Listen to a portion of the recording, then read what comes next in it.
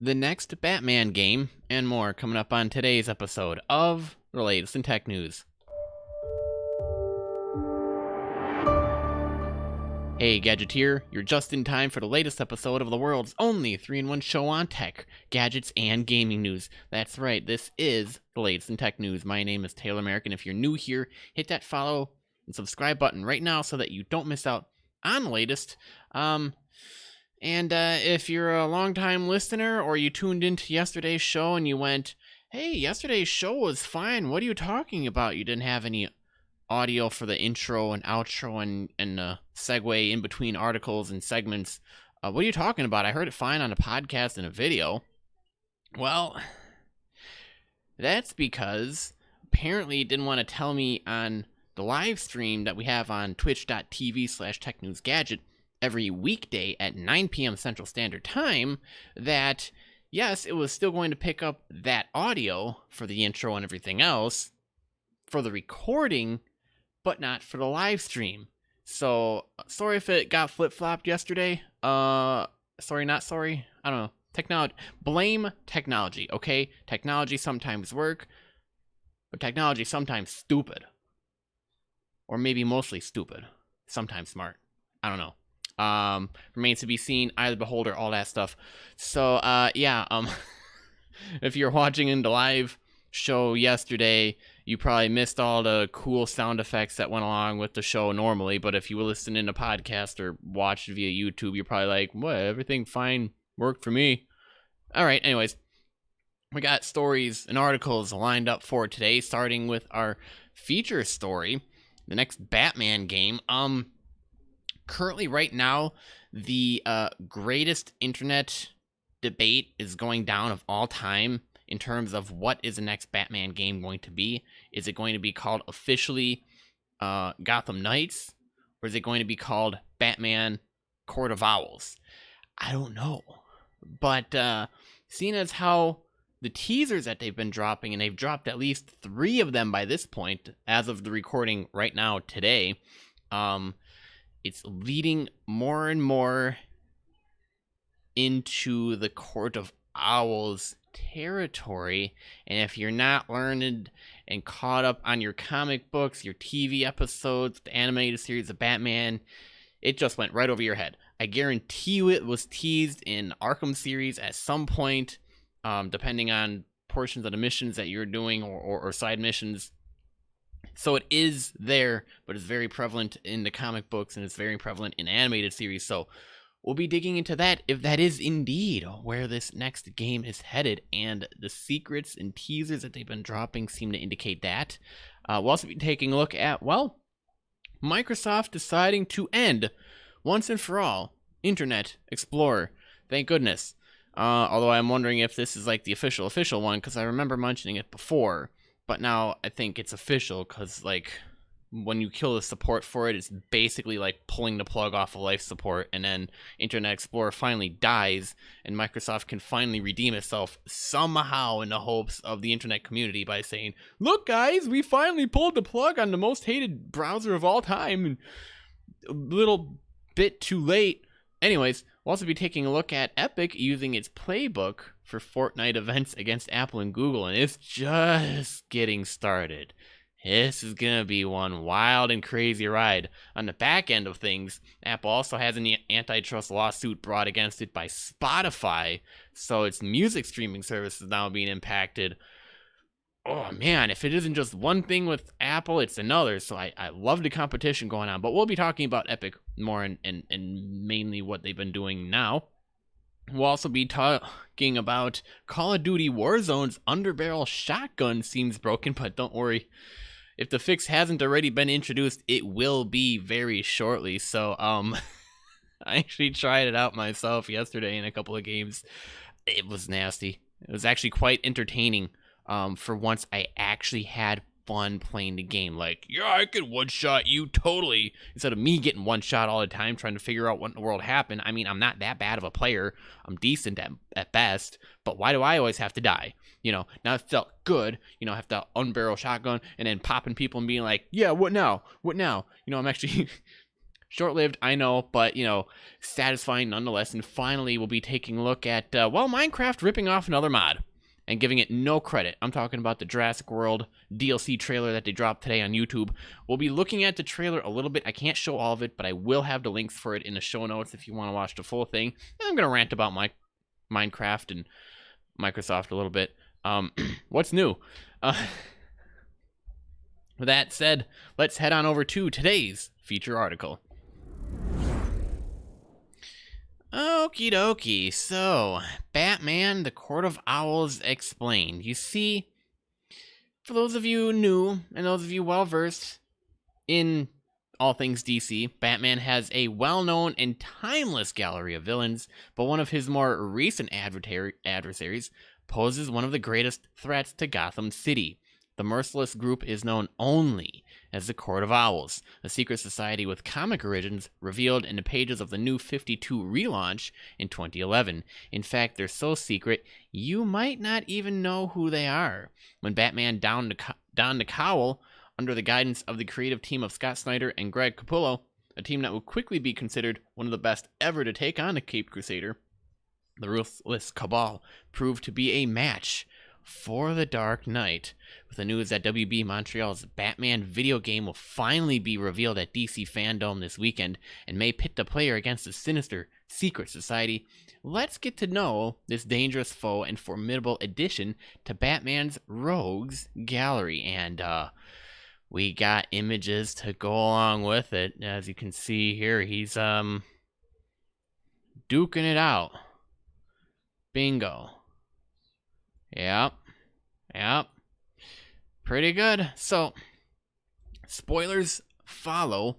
Read or listen or watch at your own risk. But I have a feeling that this will set a good foundation or framework for maybe what to expect from the next game coming out later this year, or at least announced this weekend.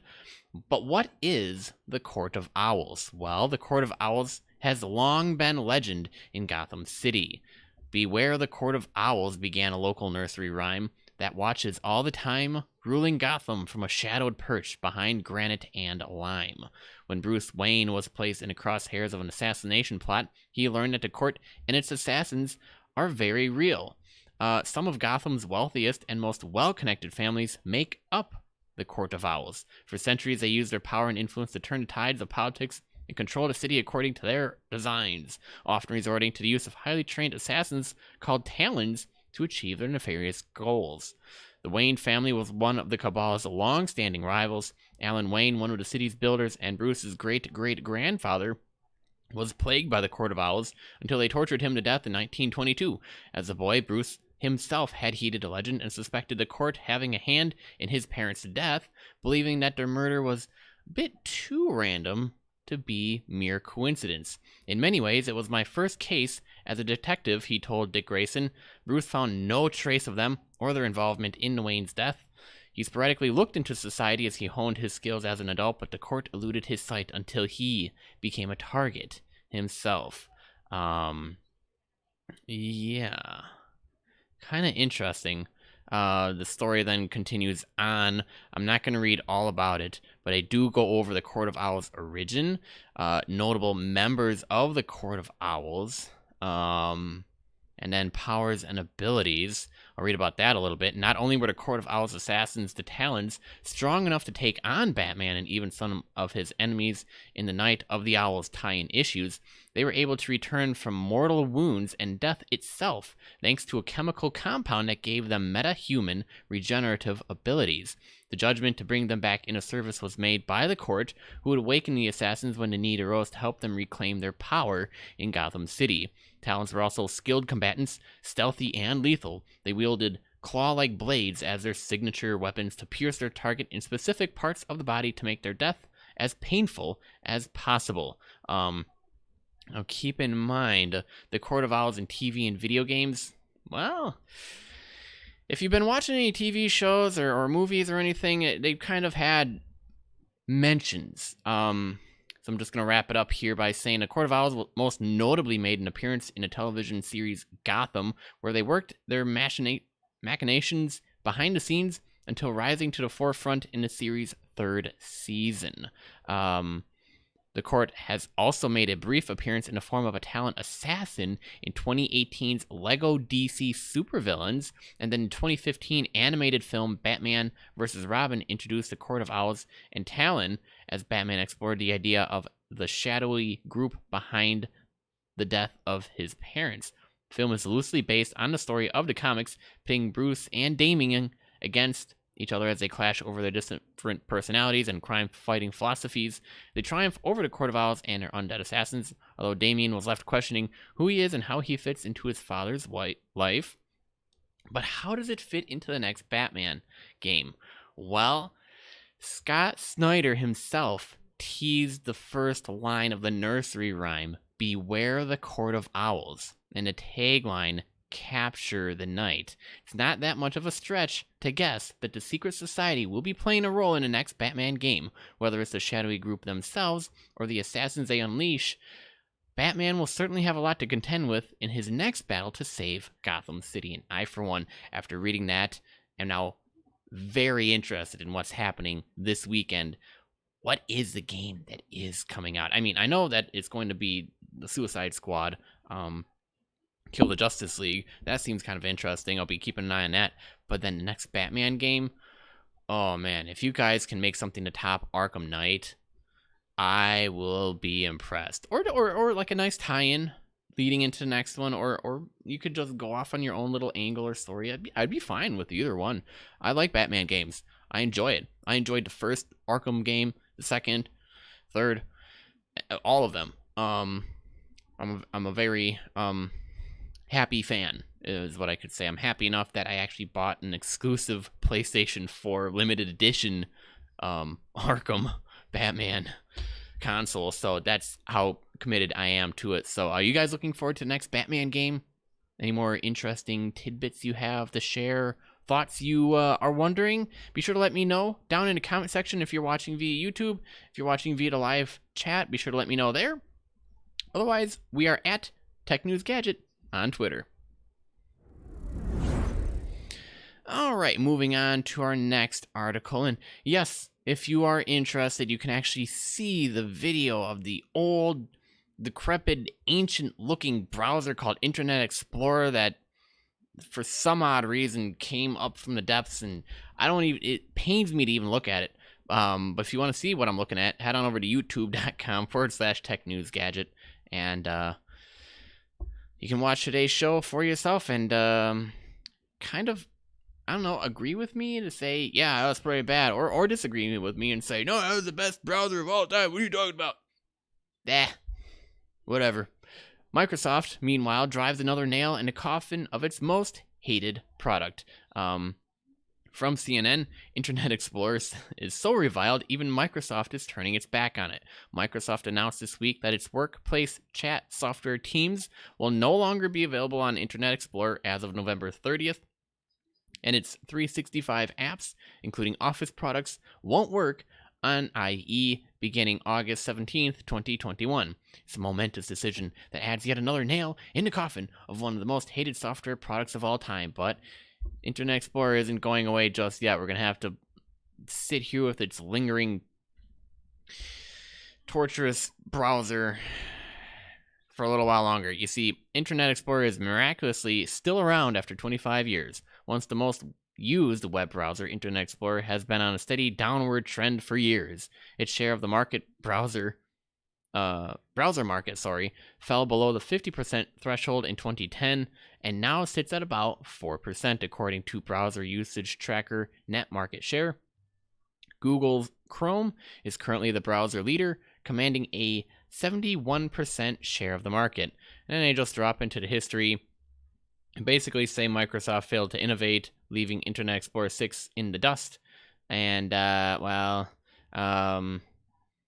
it just broke it. And then Firefox came back, and then Chrome came out and surpassed everything. And then they realized in 2011 that Internet Explorer 9 should probably be more modern, but it still doesn't work great. But They did say that it's not going away just yet. We want to be clear that Internet Explorer 11 isn't going away, and that our customers' own legacy Internet Explorer 11 apps and investments will continue to work. But the company noted that its latest version of the Edge browser supports web apps built for Internet Explorer, so customers don't have to keep switching between browsers. Maybe Internet Explorer won't last forever after all, and for you remaining 4% still hanging pointlessly on to Internet Explorer, please switch over to Edge so we can just end the fiasco that's Internet Explorer, and then we can just move on to better and greener pastures and just let Internet Explorer go. Just let it go, okay? Microsoft says Edge is our new browser. Go with that. Just let it go. Like in Frozen, let it go. Please make it end. Okay. Switching it up to a little bit more interesting news. Continuing from the events that unfolded over the weekend, and the ad that was dropped that I love it. Epic is using its playbook for Fortnite events against Apple and Google. They certainly know how to make a spectacle, don't they? And speaking of spectacle, if you want to watch me make a spectacle of myself, tune in weekdays, 9 p.m. Central Standard Time, to our Twitch live stream over at twitch.tv/technewsgadget, and you'll watch the show recorded live. You'll hang out afterwards for any remaining news of the day or chat that happens to be going on afterwards. I'd say it was lively, but we still have yet to get a live audience. But let me stress the importance of watching the show live at 9 p.m. Central Standard Time weekdays. You get to hear the news of the day at the end of the day. And then you don't have to wait for a couple hours afterward for me to edit the show, put it all together, put the show notes together, upload it to YouTube, upload it to the podcast apps, and then add the show notes to technewsgadget.net for you guys to enjoy then the following day. That's mainly the only reason why you'd want to tune in live, is so that you could actually see and hear what's going on for the day, and the entertainment factor of me making a spectacle of myself. So that was the whole tie in there. I broke my mouse. It hasn't broken it completely yet, but it's threatening to. Anyways, can you tell I'm starved for attention? Please help me. Moving into the article from The Verge. Epic Games took on Apple and Google in a very public way last week to protest what it believes are monopolistic Apple Store policies. But Epic was already prepared for the fight, in part because it knows how to make a spectacle, having already pulled off massive in-game events like the appearance of a giant rolling cube and a volcano eruption. The studio applied tactics it has perfected to hype those events in its disputes with two of tech's biggest companies. Now, if you haven't experienced one of those Fortnite events, they're quite enormous. I was actually there for a couple live ones. Last summer, a towering robot and a giant kaiju monster fought in a cross-island showdown, and that was pretty fun. In June, a mysterious device teleported players between realities and eventually turned the ever-threatening storm into a huge wall of water. The most famous event sucked the entire world into a black hole for nearly 2 days. Millions of people tuned in. The first Travis Scott Fortnite concert in April had more than 12 million attendees, according to Epic. Now, while all the events have been exciting, they weren't always easy to watch. For some of their first events, such as a rocket launch in June of 2018, other players could kill you while you're trying to watch the spectacle. But for some time now, Epic has activated a special mode just for events, advises players to join early, and turns off shooting while the show is taking place. And a new violence-free Party Royale mode has given Epic the opportunity to try out events on a different kind of scale, like concerts, viewings of a TV show, and airings of Christopher Nolan movies, so that's been interesting. But Epic typically puts a lot of effort into hyping events by plastering notices in-game and on social media to let players know that something is coming up, and when the events do happen, they kick off at the exact same time for every one of Fortnite's millions of players on every platform Fortnite runs on, which includes the PlayStation 4, Xbox, Nintendo Switch, PC, Mac, and for now, iOS and Android. That time spent honing its marketing for in-game events all led up to last week. You see, Epic used everything it knows about how to get millions of people to show up to its events to pull off Fortnite's biggest event yet. showdown with Apple and Google. It all started when Epic published a blog post on Thursday morning announcing a permanent 20% price drop on V-Bucks. For mobile players, though, there's a slight difference. Epic allowed you to buy V-Bucks at the newer, cheaper rate by going through its own payment system, or you could use Apple and Google's payment systems to get them at a higher price. And then Apple stepped in and Google stepped in and went, wait, hang on a second. You guys can't do that. Oh, got the big red button here. We're going to ban. You can't do that. And then 29 minutes after that, Epic announced that it was suing Apple and linked directly to the legal papers in a tweet from the main Fortnite Twitter account, which has more than 11 million followers. Shortly prior to that, they released a 1980 Fortnite short that clearly looked to parody Apple's famous 1984 ad. Oh, it was hilarious.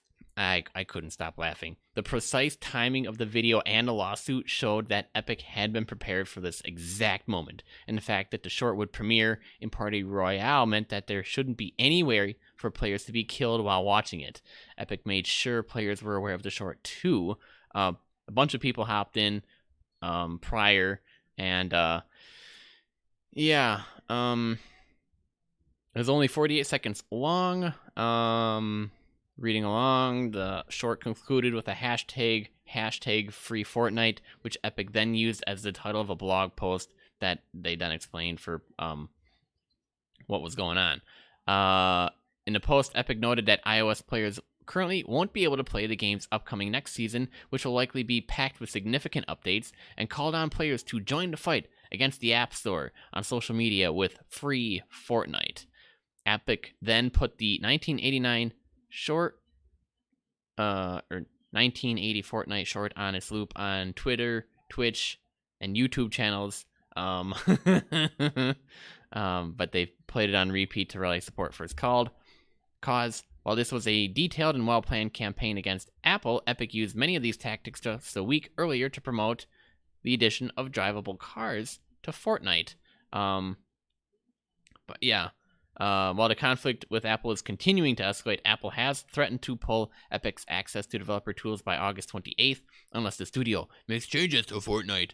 There hasn't been a follow-up video or a new in-game event just yet, but a large part of Fortnite's success is consistent creativity Epic is bringing to the game, so perhaps Epic, knowing that they are Epic, they're going to definitely have more up their sleeve to put the pressure on Apple.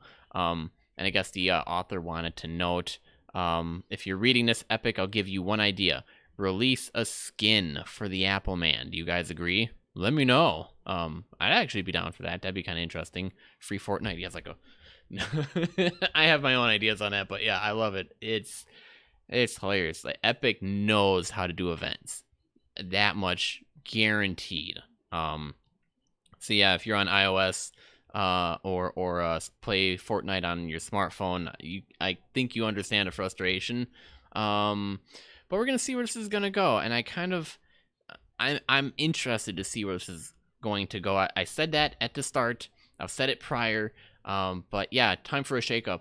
And time for something new to happen. Something needs to change. I'm looking forward to that change. It's all in good competition, guys. I know what you're going to say. You're going to be like, what? You don't get it. Apple and Epic and Google, you're all yelling at each other and stuff. Why can't you all just get along? Well, because if everybody got along, there'd be no reason to have any friendly competition, any rivalry, any reason to be creative, make something new, progress technology further. We'd still be stuck with the Microsoft Zune and the old iPod, for crying out loud, if we didn't have competition. That's just how things work. That's why technology is always changing, evolving, improving, getting better, is because of the competition, because of the rivalries, because of the creativity. It's a good thing. From not only a business standpoint, but from a technology standpoint. Do you guys still want dial-up internet? I bet most of you don't even know what that is. And for those of you who do, who are part of that generation like I am, we don't like dial-up internet. We are so happy we don't have to worry about listening to that dial tone anymore about megabit internet, guys. You have no idea how long we had to wait for pages to load. It was painful. I basically stabbed my eyes out with the fork. That's what it felt like. So it would have never improved had technology not improved, companies gotten better, things moved along, the gears of progress. So this is what I'm looking forward to. I can't wait to see what happens. Can you tell? All right. On to some fun piece of news. I actually saw Huskers doing this. I saw Dr. Disrespect testing this out. They weren't doing anything wrong. I didn't do anything wrong. I hopped on and I played a couple games myself. But apparently, there's a bug in Call of Duty Warzone. Depending on when you're listening to this, it may have been patched already or very shortly will be. If you have had a shot at it, the one shot that you got, what did you think? Let me know. I, for one, enjoyed it. I liked the fact that I could finally get some satisfaction out of a one-shot kill in Warzone, as short-lived as it is. But let's read. They got a video that goes along with it, but Call of Duty's Warzone and Modern Warfare's 5th season is underway, and players have discovered a potential oversight. The new season increased the range for the FR-556 rifle, and at least one YouTuber thinks it may have broken another aspect off the gun, that being the underbarrel shotgun attachment. In Call of Duty Warzone, players can attach underbarrel shotguns to some of their weapons, allowing them to swap to a short-range weapon very quickly without taking up a second weapon slot. According to the exclusive Ace, the FR-556's underbarrel shotgun is normally a 2 to 3 shot kill, not as potent as the average shotgun, but since the patch, for some odd reason, it can kill in a single shot from up to long range. And then they showed a video against a fully armored opponent 15 meters away. One shot kill. It isn't a simple buff to all underbarrel shotguns. This only works with the FR-556. Like the exclusive Ace says, it's very unlikely this buff is intentional. This causes some serious problems for Warzone players, as shotguns aren't usually that effective at that range, and certainly not when it's a detachment instead of a real shotgun. The attachment obviously started to gain popularity since Season 5's patch, with streamers like Huskers using it to eliminate an entire squad at once, which to watch live was entertaining to say the least.